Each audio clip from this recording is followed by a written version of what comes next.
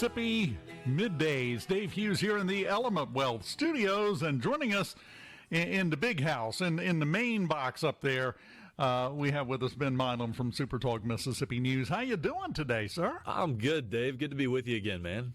Always good to talk to you. And, there's absolutely nothing going on, a week of municipal elections. Yeah. You've just been bored all week, haven't you? Just hanging out, our feet up. Sometimes Caleb Saylor's just kind of laying on the newsroom floor, getting naps in. Just not a lot going on. Well, you deal with things as best you can as they come along. That's right. We've had plenty of times recently where Caleb was grabbing a nap on the floor because that was the only sleep he was going to have for the next 24 hours. That's right, yeah. Yeah, in reality, that's a little closer to where we were this week. Yeah, I would expect so, especially with the municipal elections on Tuesday. And let's talk about those. Yeah. The two big ones, Jackson, which wound up being exactly the non-surprise everybody thought it was going to be, right? Yeah, that's right. A lot of the big story in the Jackson election was in April for the primary, the Democratic primary, which, as you kind of allude to, that is more often than not over the last 20 some odd years, 15 plus years, that is where the race is won in Jackson, just given the demographics. It is a largely heavily majority Democratic city, and so no surprise that the Democratic candidate, John Horn, state senator John Horn, kind of ran away with it with 67% of the vote. But just, I guess, to rehash what happened in the primary a little bit, that was where a lot of the contention and tense part of this race was between State Senator John Horn and the incumbent two-term Mayor Chokwe Antar Lumumba, who, three-term Mayor Chokwe Antar, running for his third term, Lumumba was. And there were a total of 13, I think is the number, Democratic candidates running in the April primary. And so we, had some idea, just given the long stint that State Senator John Horn had in the state Senate and the state legislature, given his connections there. That was sort of the buzz a little bit, is that he was the favorite challenger to Mayor Lumumba, and that certainly turned out to be true. I mean, he kind of ran away with it, almost won it outright with 12 other candidates he was running against in the general primary. He got 49% of the vote, about 49%, and then 75% in that runoff. And they had just over 20,000 people turn out for the primary, and even more turned out for the general election, which I think, you would certainly say you would hope that the turnout would typically be better, but it's not. That's just kind of the reality of the turnout right now. But in terms of what you typically get, the turnout was really, really strong. And after such a contentious primary, you kind of don't know what you're going to get, especially in an off-cycle year where there are no statewide or federal elections this year, and such a contentious presidential election in November of 2024.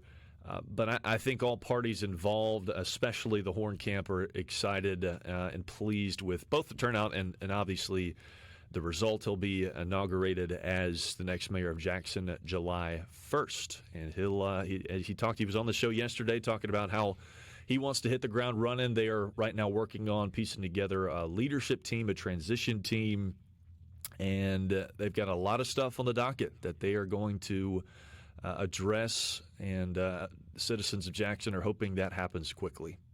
Well, and one thing that you mentioned there, I heard this from a lot of different places around the state. Turnout was better than most people expected for the general election this time, which is unusual. It's a good sign, but it's unusual. It is, yeah, and I think part of it was you had some sort of headline races for mayoral seats, Gulfport being another one that was getting a lot of regional and national attention, really, between Republican Hugh Keating and Democrat Sonia Williams-Barnes.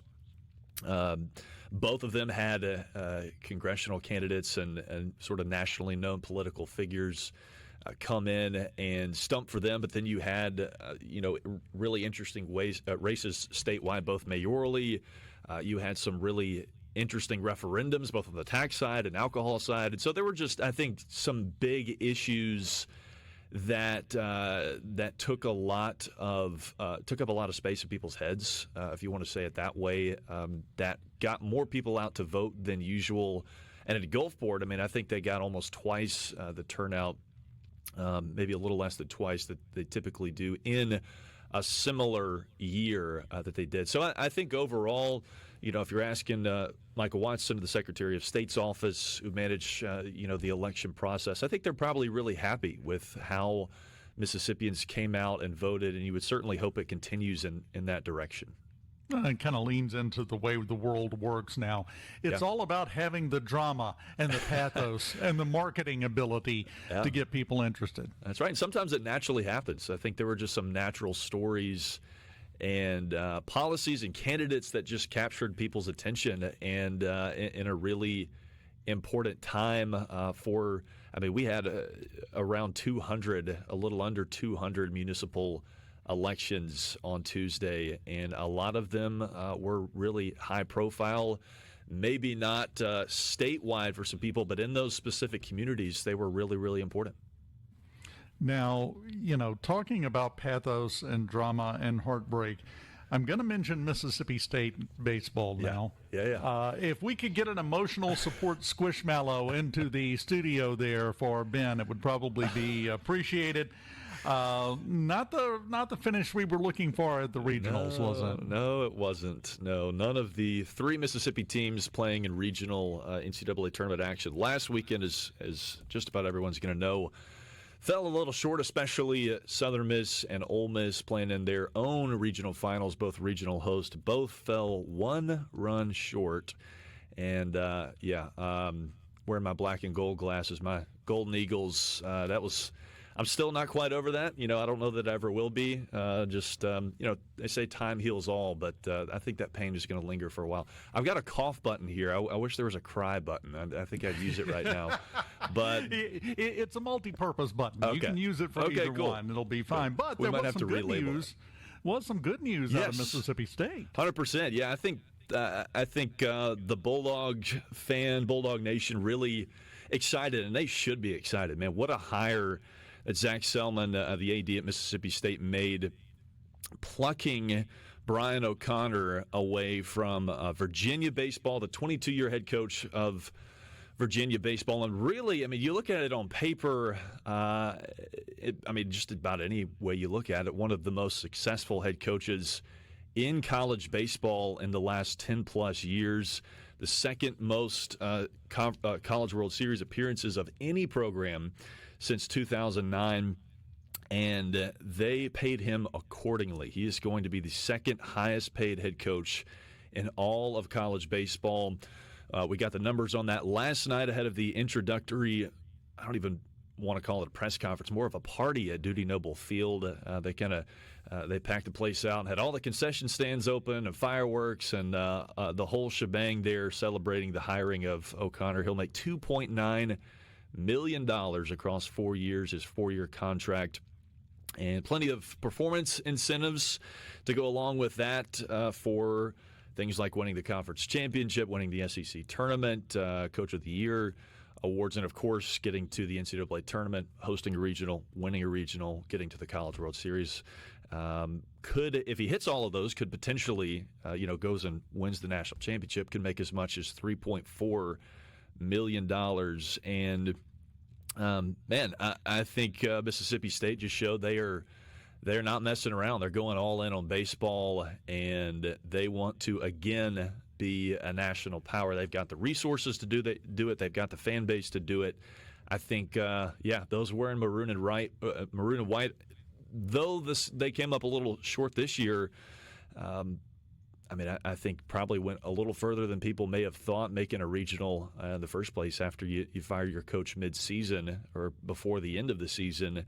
But even if they're sitting at home, I think they're fired up, and I think they would expect to keep playing baseball for a long time next year with Mr. O'Connor at the helm. We've got a break. We're going to take the break. If you can stick around, I don't want to send you back too early over to the SuperTalk News studios. You'll wake Caleb up, who's passed out on the floor right now. And we can talk about some of the other things coming up. In fact, little fun teaser. When we come back, Ben Milam will give you his 5 top tips on how to avoid having problems from the Saharan dust. It's a shame he didn't know about that ahead of time. So he's got a few minutes to work on it, though. And then we'll get back with Ben as we continue on middays in the Element Well studios. Keep it here. Dave Hughes on SuperTalk Mississippi. Ben Milam in the studio as well.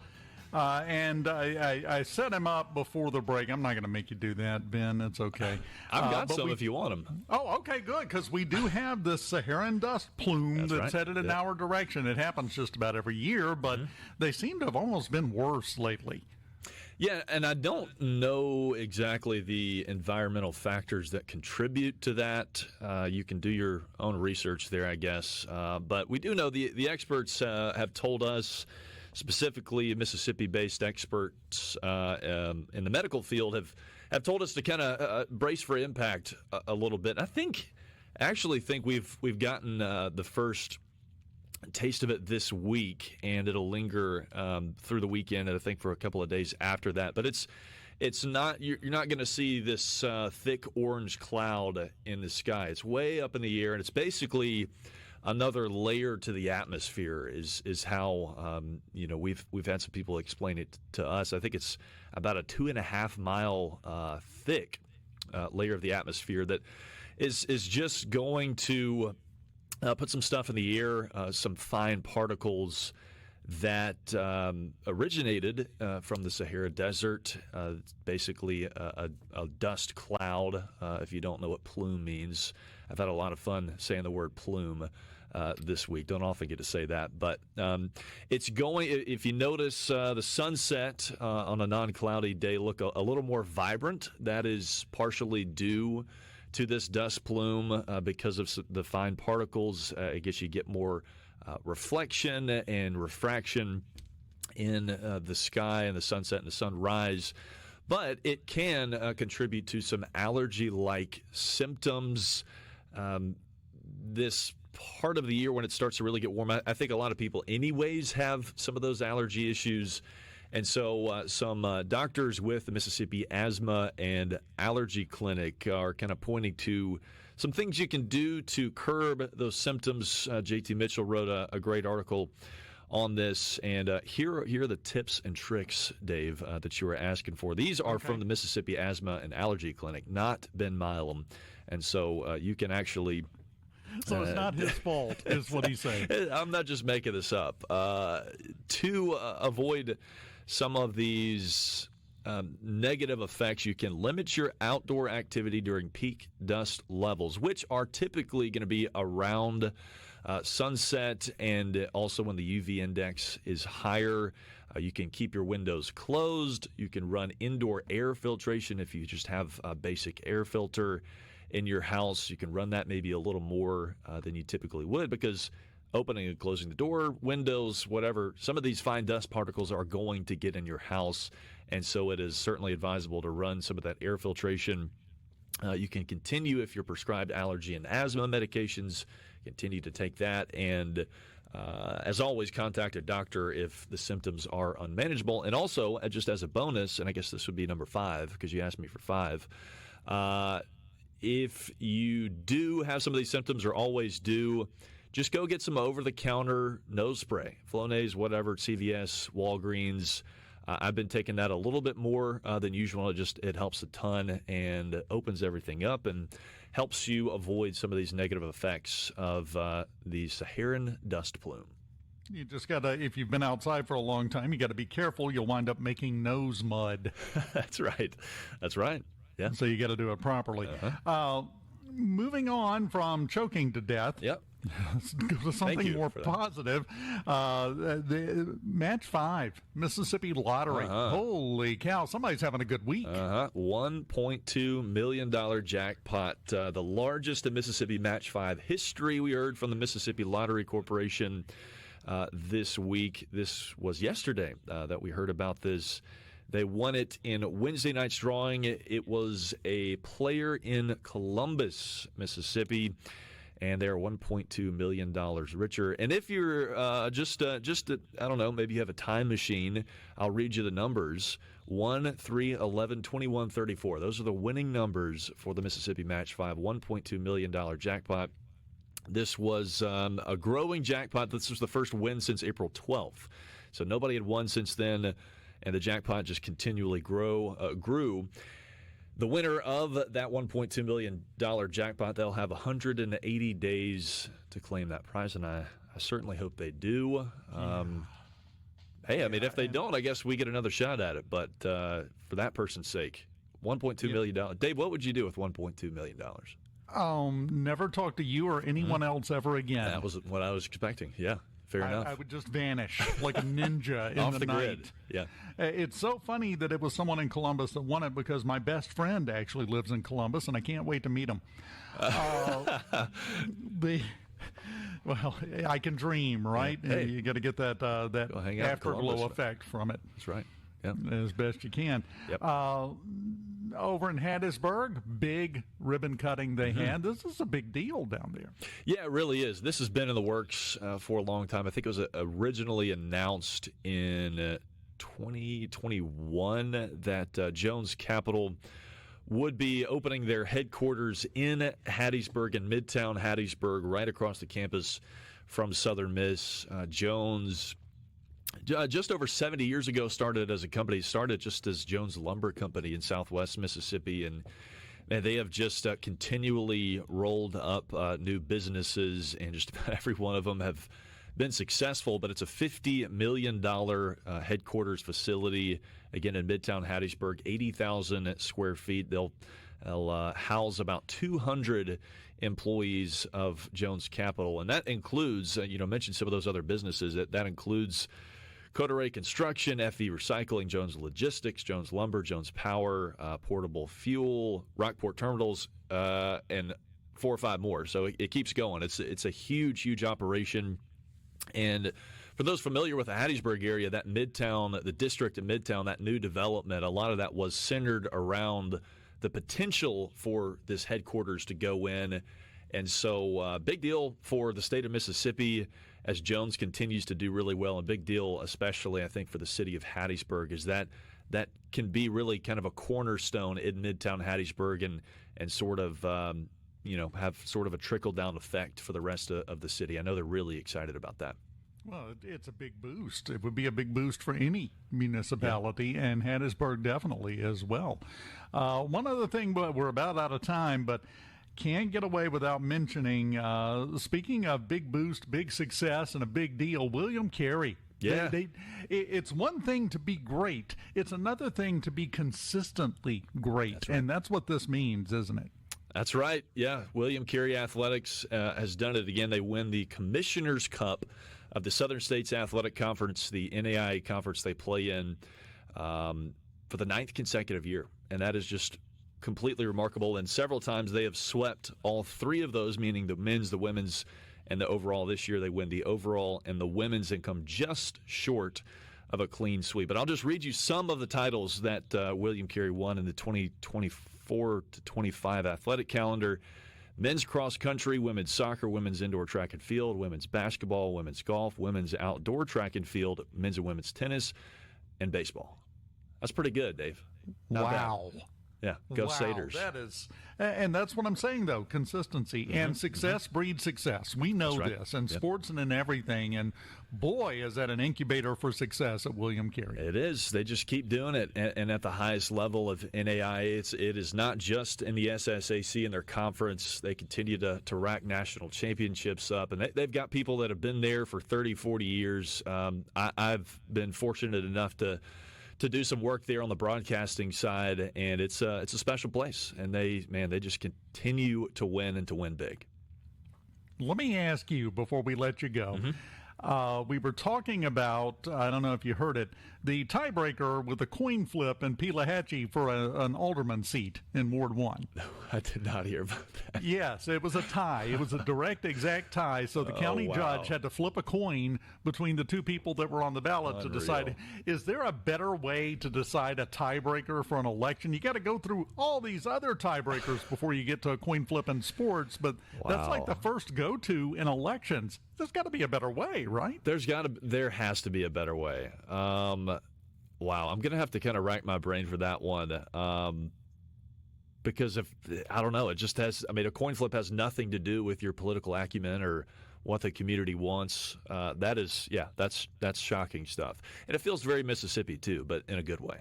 Well, it's state statute. That is the tiebreaker. That You is either flip unreal. a coin or draw straws, and they decided to flip a coin. Wow. So, 4 years of representation chalked up to dumb luck is what it's going to wind up being. Congratulations to the winner of the coin toss. Yes, and to the loser, don't flip out. But all the advice we got there. I don't know where else to go, Ben. It's that kind of week. It's that kind of year, actually. Ben, always enjoy it, man. Thank you so much for being here. Always, Dave. Absolutely, man. Stepping in, and come back soon, and we'll get in more trouble. I have no doubt. Yes, sir. That sounds good to me. Have a good weekend, Dave. You too. We will continue in the Element Well studios on middays on SuperTalk Mississippi right after this. Keep it here.